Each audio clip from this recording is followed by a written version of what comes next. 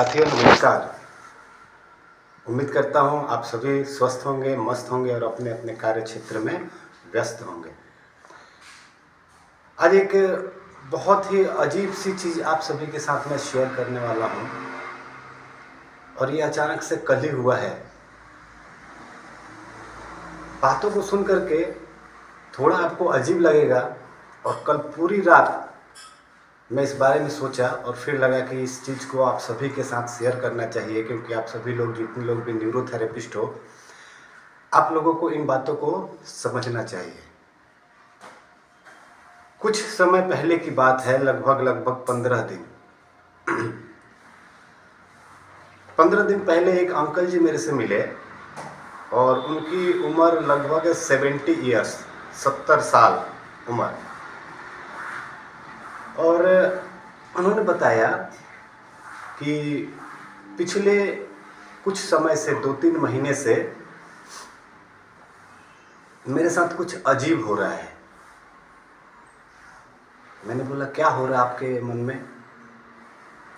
बोले जब भी मैं किसी लेडी को देखता हूँ, चाहे वो 18 साल की हो, चाहे 30 साल की हो, चाहे कोई भी, किसी भी फीमेल्स को जब मैं देखता हूँ तो मेरे मन में सेक्सुअल विचार आने लगते हैं। इस कारण से पिछले 1 महीने से मैंने घर से बाहर निकलना छोड़ दिया है, ताकि मेरी नज़र किसी पे ना पड़े। पता नहीं वो सामने वाला मेरे बारे में क्या सोचता होगा। इस कारण से पिछले 1 महीने से मैं घर से भी नहीं निकल पा रहा हूँ। फिर कहीं से आपके विषय में पता चला, इसीलिए मैं आपसे मिलने के लिए आया हूँ। तो क्या यह कोई बीमारी है? अब प्रॉब्लम ऐसी थी कि सचमुच मैं भी सोच में पड़ गया, क्योंकि नॉर्मली ऐसी चीज़ें हमारे पास आती नहीं हैं। पहली बार ऐसा हुआ कि इस टाइप का इंसिडेंट मेरे लाइफ में भी पहली बार आया था। पहले दिन मैंने अंकल को न्यूट्रल ट्रीटमेंट दिया, साथ में नॉर्मल एज ए नॉर्मल दिया और एम हेपरिन दिया। और फिर मैंने कहा कि ठीक है, कल भी आप इसी टाइम पे आ जाइएगा, लेकिन 1 मिनट बैठिए। मैंने उनको फिर से बैठाया और जब से ये प्रॉब्लम उनके साथ शुरू हुई थी 3 महीने से, उसके पहले की हिस्ट्री मैंने थोड़ी जानने की कोशिश करी कि क्या इससे पहले आप बीमार हुए थे, कुछ हुआ था आपको? बोले कि हाँ, कोविड के टाइम में मैं कोविड पॉजिटिव हो गया था, बट बाद में मैं ठीक भी हो गया। अभी रिसेंटली 2022 के लास्ट में दिसंबर महीने में मुझे टाइफाइड हो गया था, जिसके कारण 6 महीने में बीमार रहा। हालांकि वो भी ठीक हो गया। उसके बाद से ही ये 2023 के लगभग मई जून के महीने से मेरे साथ ये प्रॉब्लम स्टार्ट हुई है। अभी जैसे ही इन्होंने ये बात बताई तो मुझे एक बात तुरंत क्लिक करी कि हो ना हो इनको ये कोविड या जो टाइफाइड हुआ, इससे ही कहीं ना कहीं इसका रिलेशन है। लेकिन क्या रिलेशन है ये फाइंड आउट करना बहुत ज़रूरी था केमिकली, कि क्या किसी को टाइफाइड या कोविड या किसी भी तरह का इन्फेक्शन होता है तो उसके बाद ऐसा हो सकता है क्या? बहुत देर तक मैंने सोचा, लेकिन किसी निष्कर्ष पे नहीं पहुंच पाया। और जितना मैं इसके ऊपर सोचता था, जितना मैं इसके ऊपर अधिक गहराई से सोचने की कोशिश कर रहा था, मेरे को खुद अपने अंदर कहीं ना कहीं कुछ कमी दिख रही थी कि क्यों मैं इसकी जड़ तक नहीं पहुंच पा रहा हूं। रात को सोते समय मैं गाइटन की बुक हर रोज पढ़ता हूं, वही पढ़ रहा था। पढ़ते पढ़ते नींद आने लगी तो गुरुजी का नाम लिया और फिर मैं सो गया।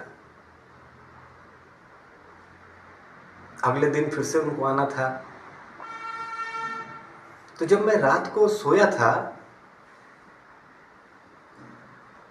तो अचानक से मुझे ऐसा लगा कि कोई मेरे पीछे से आवाज़ दे रहा है, इन्फेक्शन, इन्फ्लामेशन, इन्फेक्शन, इन्फ्लामेशन। क्योंकि ठीक सोने के पहले भी मैं वही चीज़ें पढ़ रहा था, तो हो सकता है वही चीज़ नींद में भी मेरे दिमाग में घूम रही थी, इन्फेक्शन, इन्फ्लामेशन, इन्फेक्शन, इन्फ्लामेशन।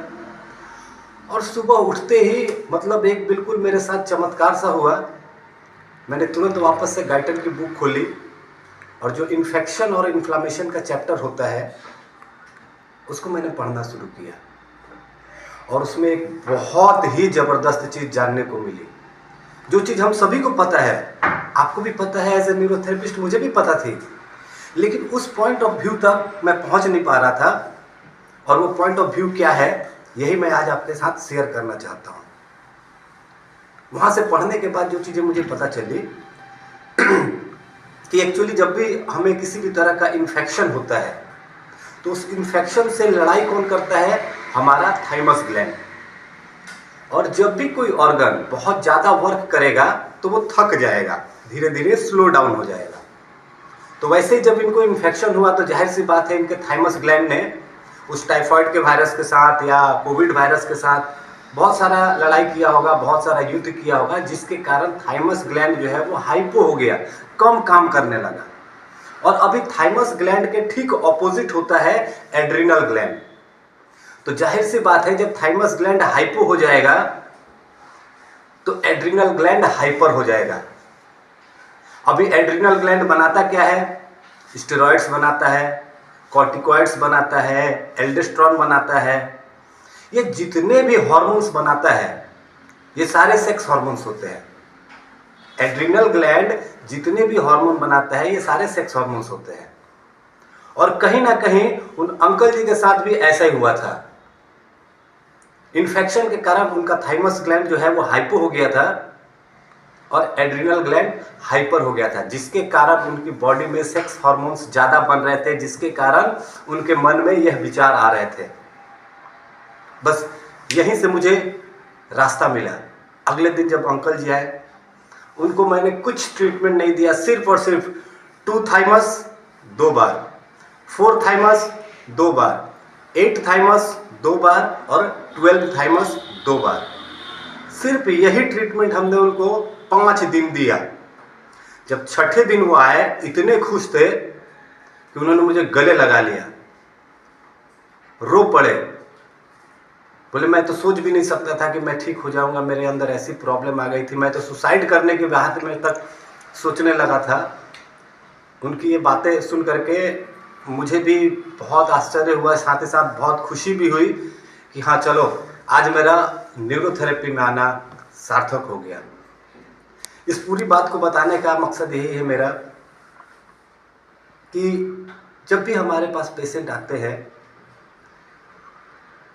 तो हम उनको डायग्नोस करते हैं, डायग्नोस करके ट्रीटमेंट लिख देते हैं और उसके बाद हम उस पेशेंट को भूल जाते हैं। चलो ट्रीटमेंट दिया, अपना ड्यूटी हो गया। कभी उनकी प्रॉब्लम के बारे में हमने गहराई से सोचने का प्रयास नहीं किया। तो मेरा आप सभी न्यूरोथेरेपिस्ट बंधुओं से हाथ जोड़ के रिक्वेस्ट है कि यदि आप सचमुच में किसी पेशेंट को फ़ायदा पहुंचाना चाहते हैं तो उनकी प्रॉब्लम के विषय में गहराई से सोचें, गहराई से उनकी प्रॉब्लम को समझने का प्रयास करें, और अगर फिर भी नहीं समझ में आता है तो अवश्य ही मेरे से संपर्क करें। मैं उस चीज़ का सॉल्यूशन आप सब तक जरूर पहुंचाऊंगा। धन्यवाद।